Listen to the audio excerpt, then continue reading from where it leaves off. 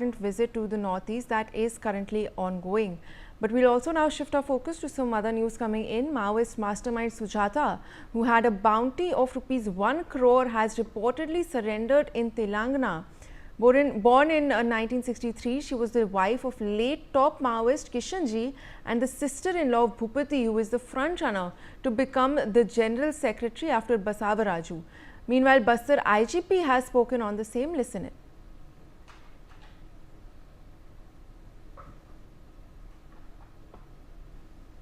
आज दिनांक 13 सितंबर को प्रतिबंधित एवं गैर कानूनी सीपी महोदय संगठन की सेंट्रल कमेटी मेंबर सुजाता उर्फ कल्पना द्वारा तेलंगाना पुलिस के समक्ष आत्मसमर्पण की गई।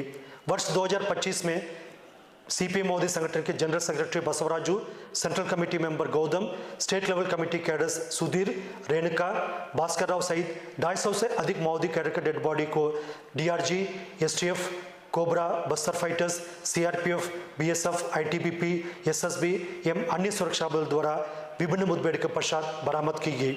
इस अवधि में शासन के पुनर्वास पॉलिसी से प्रभावित होकर 850 से अधिक महोदय कैडर द्वारा समाज की मुख्य धारा में शामिल होने के उद्देश्य से आत्मसमर्पण भी की। आज दिनांक 13 सितंबर को प्रतिबंधित एवं गैर कानूनी सीपी महोदय संगठन की सेंट्रल कमेटी मेंबर सुजाता उर्फ कल्पना द्वारा तेलंगाना पुलिस के समक्ष आत्मसमर्पण की गई। वर्ष 2025 में सीपी महोदय संगठन के general secretary Basavaraju, central committee member Gautam, state level committee cadres Sudhir, Renuka, Bhaskar Rao सहित 250 से अधिक महोदय कैडर के डेड बॉडी को DRG, STF, cobra, Bastar fighters, CRPF, BSF, ITBP, SSB एवं अन्य सुरक्षा बल द्वारा विभिन्न मुठभेड़ के पश्चात बरामद की गई। इस अवधि में शासन के पुनर्वास पॉलिसी से प्रभावित होकर 850 से अधिक महोदय कैडर द्वारा समाज की मुख्य धारा में शामिल होने के उद्देश्य से आत्मसमर्पण भी की। आज दिनांक 13 सितंबर को प्रतिबंधित एवं गैर कानूनी सीपी महोदय संगठन की सेंट्रल कमेटी मेंबर सुजाता उर्फ कल्पना द्वारा तेलंगाना पुलिस के समक्ष आत्मसमर्पण की गई। Jagjit Singh is joining us for more details on this story. Jagjit, very top commander of Maoist cadre Sujata, who had a bounty of 1 crore, has surrendered. Take us through the details, please.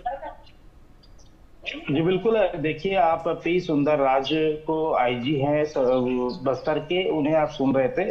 और जिस प्रकार से ये बड़ी सफलता है, लगातार छत्तीसगढ़ में जिस तरीके से बस्तर के लाल आतंक को खत्म करने का प्रयास किया जा रहा है और किस तरीके से देखिए जो छत्तीसगढ़ सरकार है पुनर्वास जो नीति है उसके तहत देखिए अब लगातार जो नक्सली हैं वो आत्मसमर्पण कर रहे हैं, तो ये बड़ी बात है। और जिस तरीके से माओवादी केंद्रीय समिति की जो सदस्य हैं सुजाता उर्फ कल्पना ने आत्मसमर्पण किया है, ये तेलंगाना पुलिस के सामने सरेंडर किया है, संगठन को एक बड़ा झटका लगा है।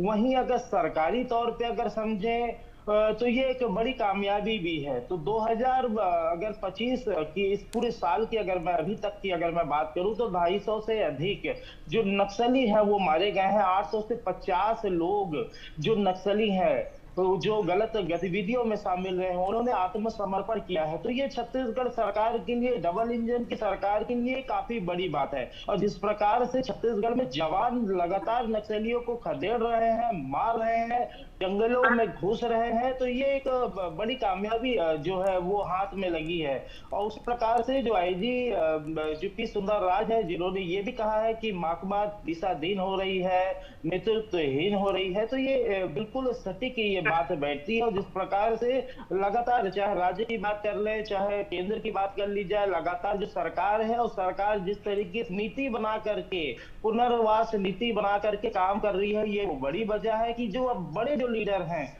जिनके ऊपर काफी करोड़ों की जो इनाम रहा करते हैं वो भी अब सरेंडर हो रहे हैं। तो छत्तीसगढ़ से जिस प्रकार से जो लक्ष्य रखा है केंद्रीय गृह मंत्री अमित शाह ने 2026 मार्च तक से पहले नक्सलवाद की सफाया का, नक्सलवाद के खात्मे का, तो उस लिहाज से छत्तीसगढ़ में लगातार काम हो रहा है। छत्तीसगढ़ में जो नक्सल काफी समय से पनप रहे थे, जो लीडर थे, वो अब या तो छत्तीसगढ़ में आत्मसमर्पण कर रहे हैं या तो जो सरहदी राज्य है तेलंगाना में आत्मसमर्पण कर रहे हैं। तो ये छत्तीसगढ़ के लिहाज से, छत्तीसगढ़ सरकार के, केंद्र सरकार के लिहाज से काफी बड़ी खबर है। और जो पुलिस जवान है, छत्तीसगढ़ के जो जवान है, जो लगातार नक्सलियों के आमने सामने खड़े होकर के लड़ाई लड़ रहे हैं, ये उनके लिए भी काबिले तारीफ है। उनकी पीठ थपथपानी चाहिए इस दौरान की लगातार जिस तरीके से वो जंगलों में घुस करके, बारिश का मौसम है, बारिश नहीं देख रहे हैं, वो आंधी नहीं देख रहे हैं, वो तूफान नहीं देख रहे हैं, लगातार नक्सलियों के मंसूबों को जिस तरीके से वो तोड़ रहे हैं,